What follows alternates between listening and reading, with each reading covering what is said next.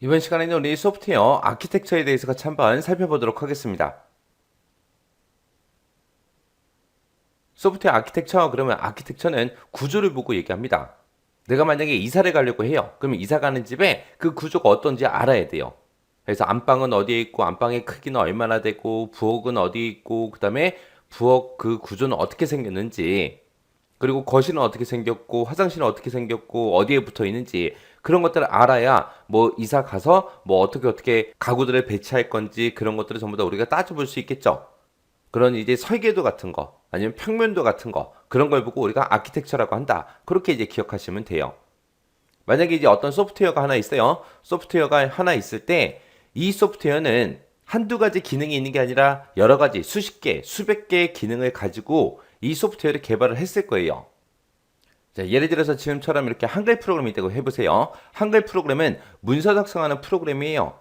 그럼 문서 작성하는 기능만 한 개만 있어요? 아니죠. 이 안에는 수없이 많은 기능들이 엄청나게 많습니다. 그래서 우리가 파일이라는 이 메뉴를 눌러봤을 때 뭐 세문서다, 호환문서다, 뭐 XML 문서다, 뭐 불러오기다, 뭐 저장하기다, 뭐 PDF로 저장하기다, 뭐 인쇄하기다, 미리 보기다 해서 여러 가지 기능들이 쭉쭉 들어있어요.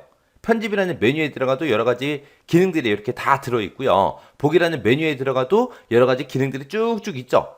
그래서 우리가 하나의 소프트웨어를 개발하더라도 그 안에 보게 되면 수없이 많은 그런 기능들이 있는데 그 각각의 요소들 간의 그 관계를 표현하는 그 시스템 구조, 구조체, 그걸 보고 우리가 아키텍처라고 하는 거예요.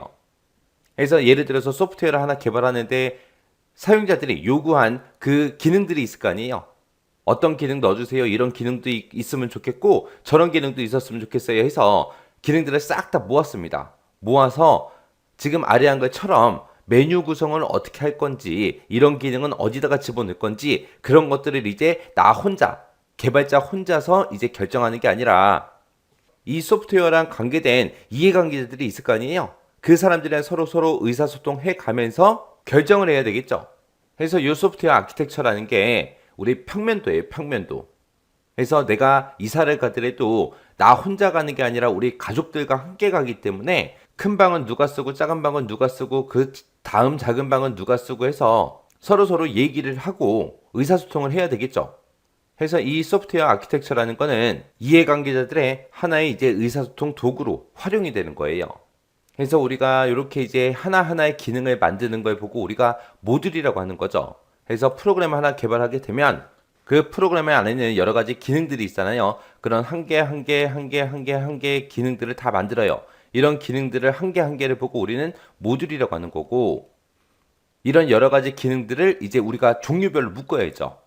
예를 들어서 이제 엑셀에 보게 되면 함수가 있죠. 그 함수들도 생각해 보세요. 함수 그러면 함수가 한 개가 아니라 수백 개, 수천 개잖아요. 그 함수들을 종류별로 전부 다 묶어놨어요. 그래서 재무 함수다, 뭐 날짜 시간 함수다, 수학 함수다, 통계 함수다, 뭐 데이터베이스 함수다, 텍스트 함수다 하고 여러 가지로 나눠져 있죠. 이런 모듈들을 각각의 이제 기능별로 그렇게 종류별로 이제 묶어놓은 걸 보고 우리는 컴포넌트라고 하죠. 컴포넌트. 그리고 이 전체를 보고 우리는 라이브러리, 그렇게 이제 부르는 거죠. 그래서 하나의 애플리케이션, 하나의 프로그램이 있을 때 그걸 어떻게 분할을 할 건지, 그 분할하는 방법, 그리고 분할된 그 모듈에 할당되어 있는 그런 기능들, 그리고 모듈 간의 인터페이스, 그런 것들을 이제 결정할 때 우리가 소프트웨어 아키텍처를 가지고 이제 하는 겁니다. 그래서 하나의 프로그램을 개발할 때 수십 개, 수백 개 이제 이런 모듈들이 있을 때 이런 모듈을 어떻게 배치를 할 거냐, 파일이라는 메뉴에는 어떤 것들을 집어넣고 그 다음에 편집이라는 메뉴에는 어떤 걸 집어넣을 건지, 삽입이라는 메뉴에는 어떤 기능들을 집어넣을 건지, 그런 것들을 이제 결정할 때 우리가 이 소프트웨어 아키텍처를 가지고 한다고요. 그때 이제 소프트웨어 아키텍처 설계의 기본 원리요. 기본 원리에는 모듈화라는 것도 있고요. 추상화라는 것도 있고, 단계적 분해라는 것도 있고, 정보넥도 있고, 이렇게 크게 네 가지가 있습니다. 자, 그럼 이 네 가지 하나씩 좀 살펴보자고요. 그래서 이 소프트웨어 아키텍처는 소프트웨어를 구성하고 있는 그 각각의 요소들 간의 그런 관계를 표현하는 시스템 구조체. 그걸 보고 우리가 소프트웨어 아키텍처라고 하더라. 우리가 건물로 봤을 때 뭘 얘기한다? 설계도, 평면도, 그런 걸 보고 얘기하더라. 이번 시간에는 우리 소프트웨어 아키텍처 문제를 같이 한번 풀어보도록 하겠습니다. 소프트웨어를 구성하는 요소들 간의 그런 관계를 표현하는 시스템의 구조, 구조체 그런 거를 의미하는 그 용어를 써라. 그렇게 나왔습니다. 이런 걸 보고 우리가 소프트웨어 아키텍처 그렇게 이제 부르는 거죠. 이런 소프트웨어 아키텍처를 통해서 우리가 이제 애플리케이션에 분할하는 방법, 어떻게 이제 분할할지 그 분할하는 방법이랑 분할된 그 모듈에 이제 할당할 기능 같은 것들, 그리고 이제 모듈 간의 인터페이스 그런 것들을 이제 결정하는 게 우리 소프트웨어 아키텍처예요. 이런 소프트웨어 아키텍처를 설계할 때 그때 기본 원리에는 우리 모듈화라는 것도 있고요, 추상화라는 것도 있고, 우리 단계적 분해도 있고, 정보 은닉도 있고, 그렇게 이제 네 가지가 있습니다. 이런 게 이제 소프트웨어 아키텍처요.